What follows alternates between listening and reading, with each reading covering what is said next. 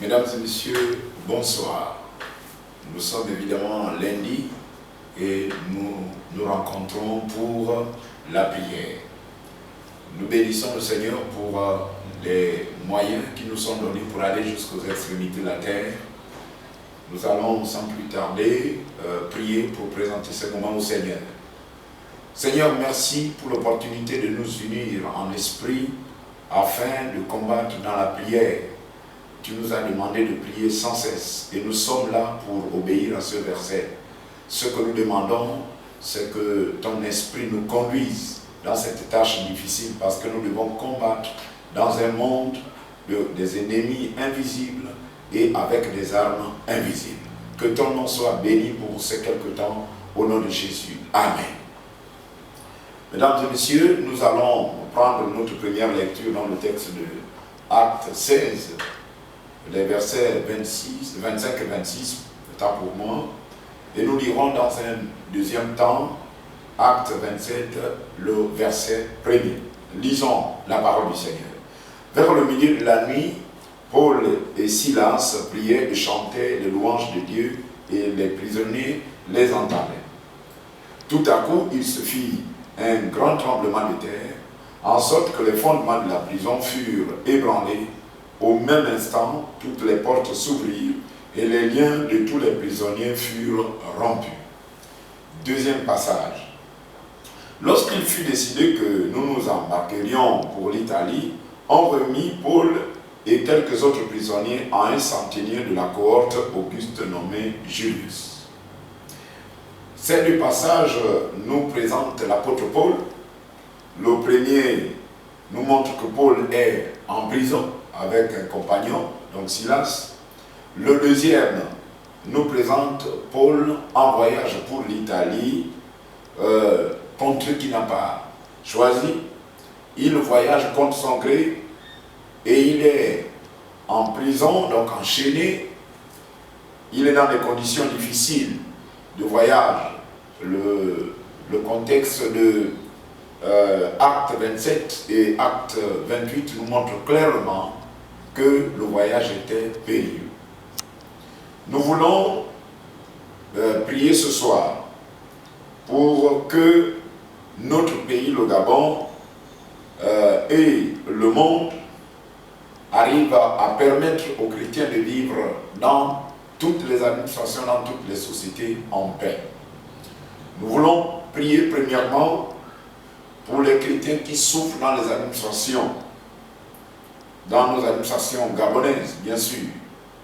Nous voulons prier, quel que soit là où tu es, mon frère, ma soeur, la prière de ce soir te concerne. Et Dieu a le pouvoir d'étendre sa main pour que toutes les souffrances qui te sont imposées, autant pour moi, parce que tu es chrétien, nous allons les combattre, nous allons refuser. Donc, élevons là-bas tous ensemble pour le soutien de tous les chrétiens qui sont dans les administrations, parce qu'ils ne veulent pas se mêler des corruptions qui sont dans ces sociétés et dans ces administrations. Alors, on les trouve un peu bizarres, on les trouve de traîtres, et des souffrances sont organisées, des brimades sont organisées. Nous allons nous lever en tant que corps de Christ, en tant qu'enfants de Dieu, pour que nos frères obtiennent la victoire dans ces combats qui leur sont imposés. Prions. Seigneur, nous sommes là pour prier afin que tes enfants qui sont combattus dans les administrations, nous prions qu'au nom de Jésus, cette tempête s'arrête, que tes enfants, nous ne sommes pas en train de défendre, Seigneur, des enfants, des chrétiens qui sont mêlés à des corruptions, mais nous voulons que tes enfants qui marchent dans la justice, dans la droiture, dans toutes nos administrations, non seulement au Gabon, mais partout dans le monde, nous proclamons que tu les soutiennes, que tu les bénisses, au nom de Jésus. Amen.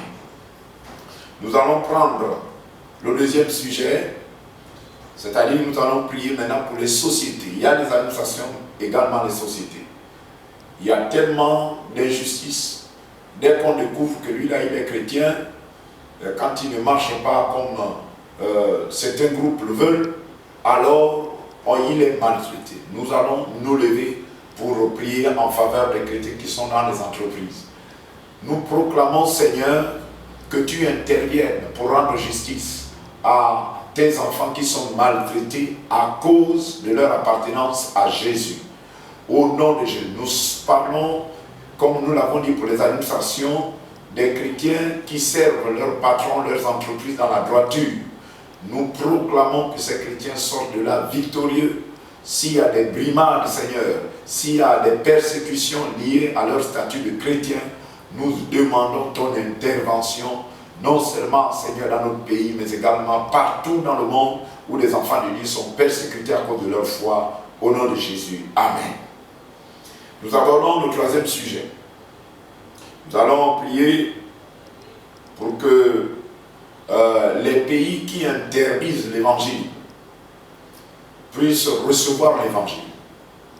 Il y a des pays où il n'est pas bien, il est mal vu d'avoir une Bible dans son sac, d'avoir une Bible dans ses affaires.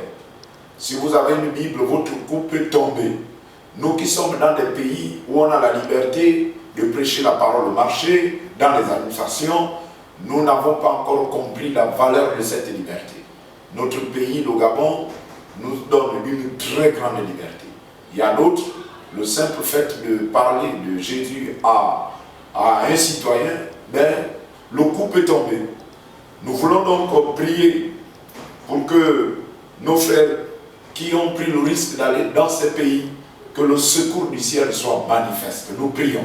Seigneur, étends ta main pour que les pays qui s'opposent à l'évangile s'ouvrent à l'évangile. Au nom de Jésus, nous proclamons que tu as toute puissance qui est disponible et tu es là disposé, Seigneur, à soutenir tes enfants. Au nom de Jésus, que les pays fermés s'ouvrent. Nous proclamons que des myriades d'anges soient envoyés pour que les démons qui s'opposent, Seigneur, des fois les hommes ont ces comportements sous l'influence des démons. Nous ordonnons que dans ces temps de la fin, une guerre soit lancée contre les démons qui s'opposent, les démons qui ferment les pays à l'évangile. Étends ta main, Seigneur, au nom de Jésus. Amen. Nous voulons terminer avec un quatrième sujet. Nous voulons prier pour que la toute-puissance de Dieu protège physiquement tous les chrétiens qui sont en mission. Ils ont le devoir de travailler, d'apporter la parole. Nous voulons que ces chrétiens, leurs familles, leurs enfants soient vraiment protégés. Nous allons prier pour que la protection physique, morale, soit accordée à ces chrétiens qui ont pris le risque de partir. Nous voulons parler également de la protection de leurs intérêts. Il y en a qui sont brûlés, mais de fois on menace la famille, voilà, comme si c'était des brigands. Nous allons prier pour la protection physique, morale de ces frères qui sont partis dans ces pays difficiles. Seigneur, nous te prions pour les frères et sœurs qui ont pris le risque de partir. Nous voulons que physiquement, nous voulons que leurs intérêts, que leurs familles soient sécurisées. Nous prions également pour que les infrastructures chrétiennes soient protégées. Il y a des églises qui sont brûlées. Lorsqu'on découvre que ça appartient à des chrétiens, on détruit, Seigneur. Nous proclamons que tu étends de ta main, que tu bénisses, Seigneur, nos frères, que tu les soutiennes, qu'ils ne soient pas découragés, parce que des fois ils répondent à tes ordres. À toi la gloire, Seigneur, à toi la louange, au nom de Jésus. Amen. Voilà, bien-aimés, succinctement livré ces 4 sujets. Nous vous prions de les garder dans la maison. C'est les pensées et les sujets qui nous sont donnés par l'Esprit. Et nous disons au revoir à la prochaine, que ces sujets soient adoptés également dans les cellules familiales pour que la prière continue plus intensement dans nos maisons, non seulement à l'église locale, mais aussi dans le corps de Christ. Que Dieu nous bénisse tous et à la prochaine. Amen.